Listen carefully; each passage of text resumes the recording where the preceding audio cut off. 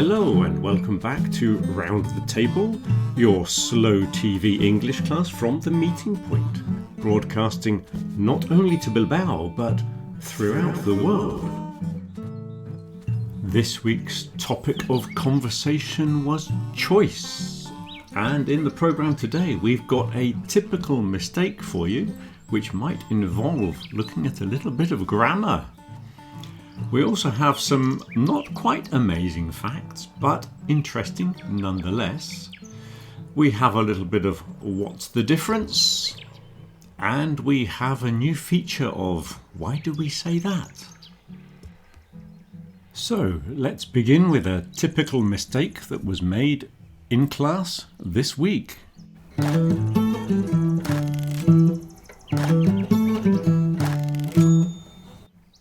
So we just have one typical mistake for this week, but it is quite a complicated one, so this might involve a bit of grammar. So strap yourselves in for some complicated grammar.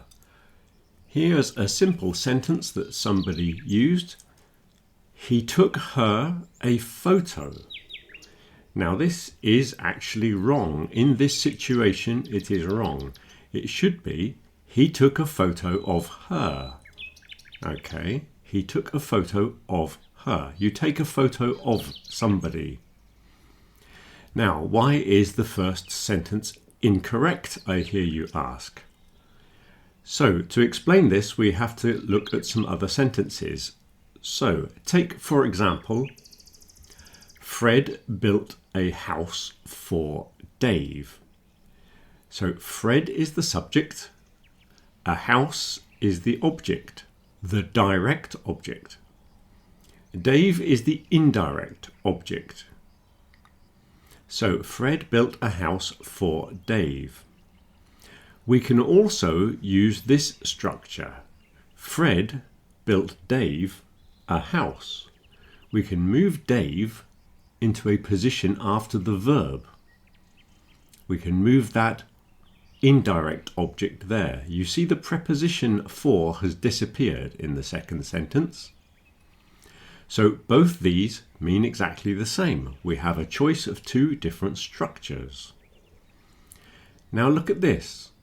Fred constructed a house for Dave. We've basically changed the verb from build to construct. But if we try to do the same change and make this sentence, Fred constructed Dave a house, that sounds incorrect. That cannot be done. Now, why is it that we cannot do it with construct, but we can do it with build? Well, there are some verbs that we allow this shift. This is called a dative shift for those of you that want to do some further research on it. Only some verbs allow it, and they're usually very small verbs, especially small, irregular, more Germanic verbs. When we've got long verbs that look rather Latin, and they're normally regular, you see construct, you just put an ed on the end to make a past tense. Constructed. If the verb looks Latin, if it looks rather like a Spanish verb, you probably can't do this maneuver, okay? So you can do it with build, but you can't do it with construct. So I'll put on the screen here a list of some of the verbs. Okay, there are several verbs that you can do this with, maybe 30 or so verbs, and they're not Latin verbs. There's only two that I can think of which have more than one syllable. That's offer and promise, which apparently are not Latin, though I find it hard to believe. Which brings us to the verb take. Now look at this. I took a gift to him. I took him a gift. Okay, this is allowed. Both are possible with the verb take. But hang on a moment. Earlier, I was talking about taking a photo, and I said that's not allowed. He took a photo of her, but not he took her a photo. Okay? This is because this verb take is not exactly the same as take, as in move something from one place to another. Yes, if you take your books to school, for example, it's referring to carrying things from one location to another. But taking a photo is not really take in its normal sense. So if you take this sentence, he took a photo to her, in this sentence, that means he had a photograph and he put it in his pocket. He walked to her house and presented his young lady friend with a photograph. Then he took a photo to her. So that is take two. Okay. Now, if we do the same movement, we can say he took her a photograph. Okay. Exactly the same as the sentence that I told you you could not do. That is because in the second one, we are using take two and we have removed the to. Okay, so took her a photograph is possible in that context. But when you're using take as in take a photograph, it's not the same thing. He's taking a photo of her. Okay, so in that sense, you cannot do that same movement of the dative shift. Okay, it's rather complicated, but there are, as I say, quite a few verbs where this is possible. Remember, you don't have to do it. It can be done, but if you stick to the pattern of he took a photo of her or took a photo to her, then you are always safe with that form, okay? The same as John built a house for Dave, or John constructed a house for Dave. It's always safe if you use that construction. It's just that occasionally you can make the change, but not always.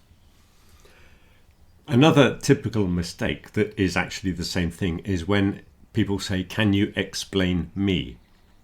Okay, it's a very common mistake here in Bilbao. Can you explain me? No, because you are the indirect object and I cannot put you straight after the verb. I can explain the grammar to you. I cannot explain you. Okay, you are inexplicable.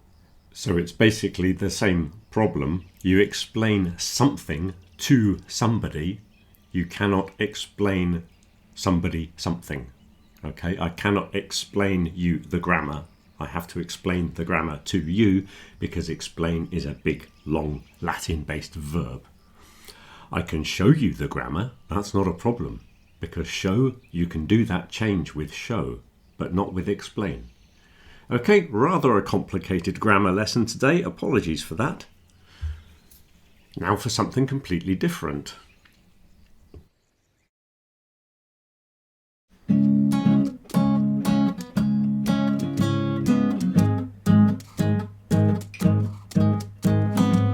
The way you enter a room says so much about you. Whether it is at an informal social gathering or a high-powered business meeting, the impression you create as you enter the room can be defining. Remember, you only get one chance to create a first impression, and your style of entrance could make all the difference. Will the other guests find you so fascinating that they long to gain acceptance into your circle of friendship? Or will your business associates be so awed by your dynamism and originality that they cannot resist the desire to be welcomed into your sphere of influence? In the modern world, where style and image are everything, it's vital that you create an impact in everything you do. The art of entering a room correctly has never before been so important. Learn to make an entrance. Sign up for our 10-part course for only $9.99 and change your future today.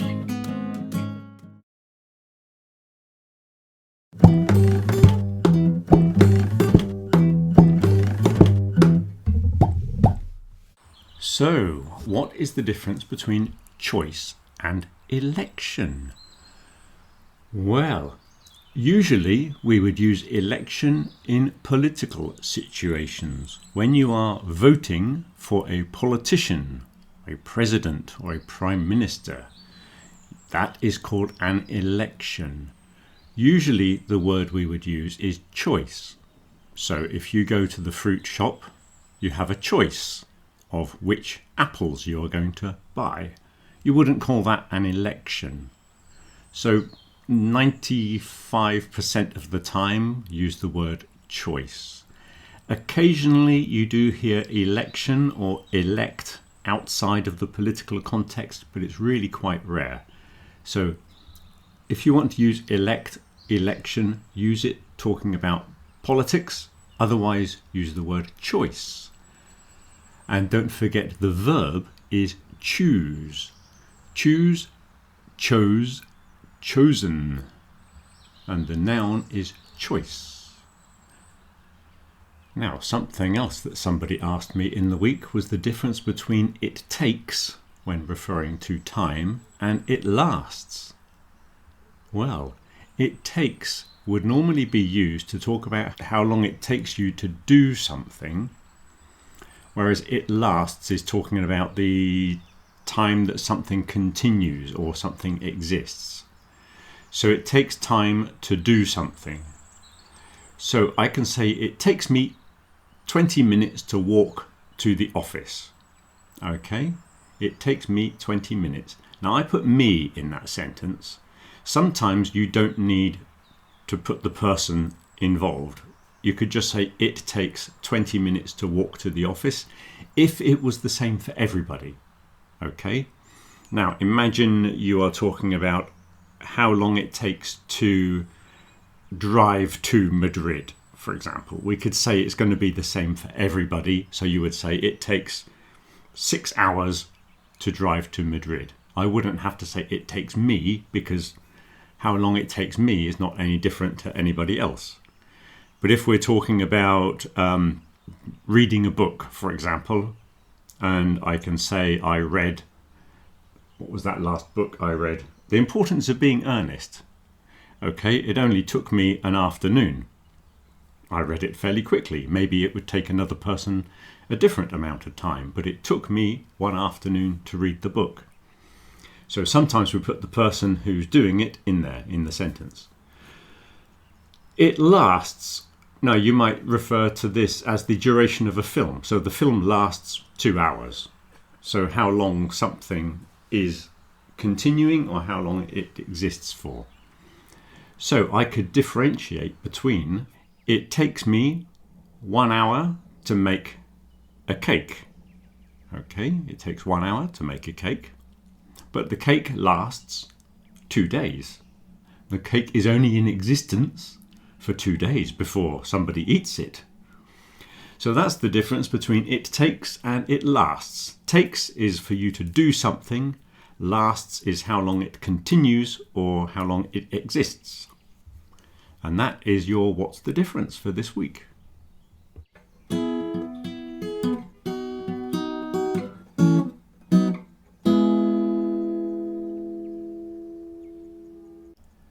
Toothbrush.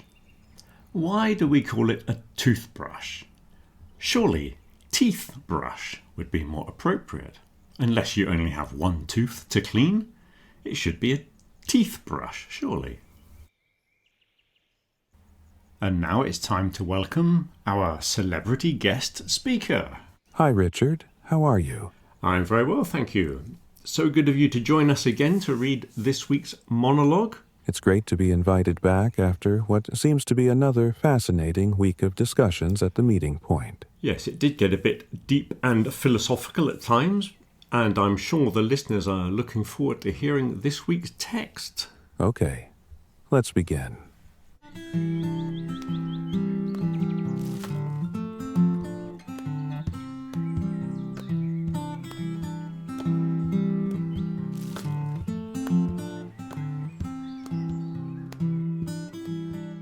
In today's world, we often treat choice as the highest form of freedom. The more options we have, the more control we think we possess. But the truth is more complicated. With countless decisions to make, what to eat, where to live, what career to pursue, many people feel overwhelmed. And even after choosing, doubt creeps in. Was it the right call? Would another path have led to something better?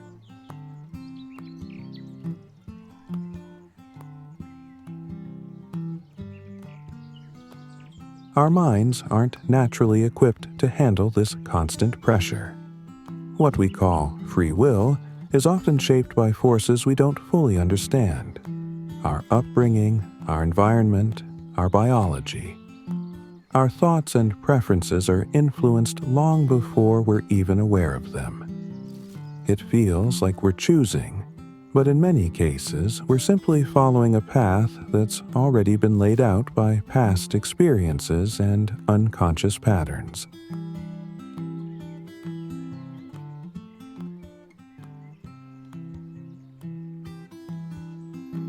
That's why some people turn to ideas like fate or destiny. When something happens, it feels inevitable, because we can't see the million other things that might have happened if we had chosen differently.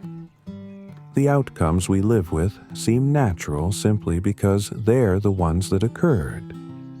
The alternatives vanish the moment we move forward, leaving us with the illusion that this was always meant to be.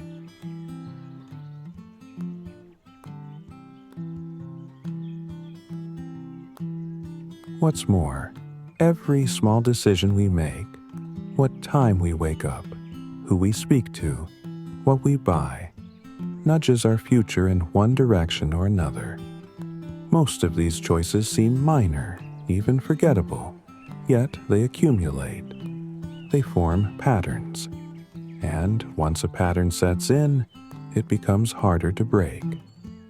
Without realizing it, we're shaping a version of the future that will feel, later on, like it couldn't have gone any other way.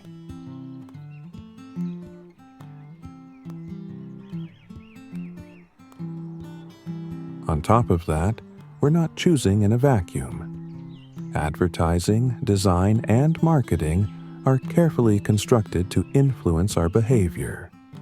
Shops are laid out to lead us toward specific items. Brands use psychology to create need where there was none. The freedom to choose remains, but it's guided by invisible hands.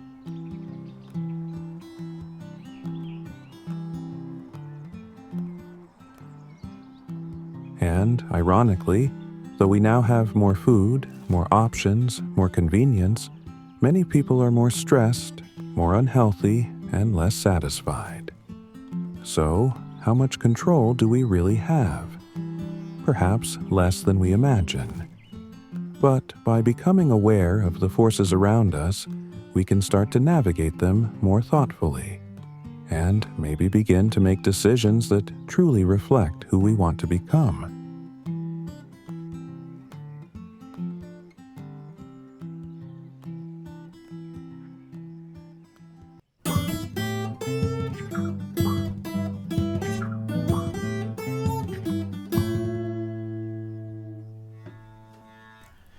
So here's a new feature, an adaptation from our Amazing Facts. This one's called It's Not Amazing, but Quite Interesting. We were talking choice this week, and part of it was diet. We were talking choice of food that we have these days. And we were talking about, in medieval times, a medieval peasant had very little choice over what they were going to eat. And they normally had pretty much the same food every day with a few seasonal variations, but they couldn't fly in strawberries from South America like we do today. And there were also a lot of vegetables that didn't exist in Europe in medieval times. So most peasants, their basic food was bread. Apparently they did not have wheat bread. Bread made from wheat was very expensive, and that was for the posh people. The poor people had bread made of barley and oats. Most people had a pottage, what they called a pottage. Imagine a big pot next to the fire in which you put anything you could find, really. They had grain like barley and oats, any vegetables that they could grow in their garden. So the vegetables were normally things like onions and leeks, cabbage, turnips, peas, and beans. They had beans, but what we call broad beans, the sort of fava type beans. They didn't have any kidney beans or black eye beans or any of those. They came later. So this pot just contained everything they could find, really, and if they could get any meat to go in it, they would put it in there. But of course, meat was considered very expensive. So though some people had eggs if they had chickens, and they had cheese or milk if they had a cow or a goat, but actually eating the meat was quite a rare thing, because if you've got a chicken, you could eat the chicken and you've got meat for a couple of days. But if you keep the chicken alive, you've got one egg every day, and most people would prefer the egg. And the same with the cow. You know, you'd rather have the milk on a regular basis than a lot of meat suddenly and then nothing else. And quite often the dead animals were eaten by the rich people. And as you know from my lectures on history of English language, the names for the animals are different for the names for the meat. So pig, when it's dead, turns into pork, and cows turn into beef. And that is because different people at different levels in society spoke different languages. So meat was quite rare, and of course hunting was very limited as well. Usually the lord of the manor owned all the land, so if you were lucky you could get some rabbits or something like that, but you wouldn't be allowed to hunt the deer or anything like that. So meat was very rare for poor people. And of course this is before the New World was discovered, so pre-Columbus. So there were no potatoes, no tomatoes, no peppers, and no squashes. So the pumpkins and all those kind of things didn't exist. They came in much later. And you would have had very few spices either. So spices would have been incredibly expensive and reserved for the aristocracy. They would have had herbs, so pretty much the same herbs as we have today. So things like parsley and sage and garlic. And also probably a lot more, because I've seen people gathering things in forests, and there are a lot of other plants that they used to eat in the past, but now they're just things that grow out in the forest and we tend to ignore them. But people had a lot more awareness of edible plants in the past. And of course there was no sugar. Poor people would not have had any sugar. If they were lucky, they might have had some honey. And I suppose for sweet things they could have collected fruit. If they had a plum tree, if they had blackberries growing nearby or strawberries. But fruit would have been very seasonal, and they could have dried it. So there you have it. The diet of the medieval peasants. Our ancestors had a very monotonous diet.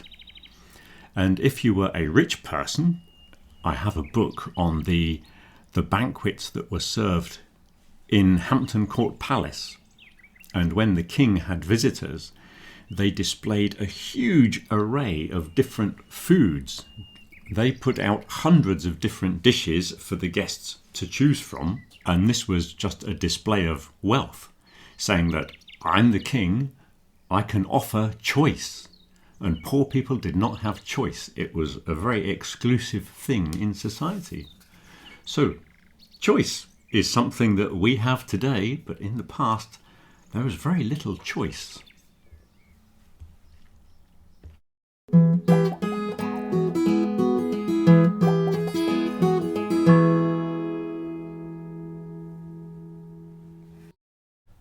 A man went into a pub and he saw Vincent van Gogh sitting in the corner on his own. And he said, "Vincent, you're my favourite artist. let me buy you a beer. And Van Gogh says, no thanks, I've got one ear.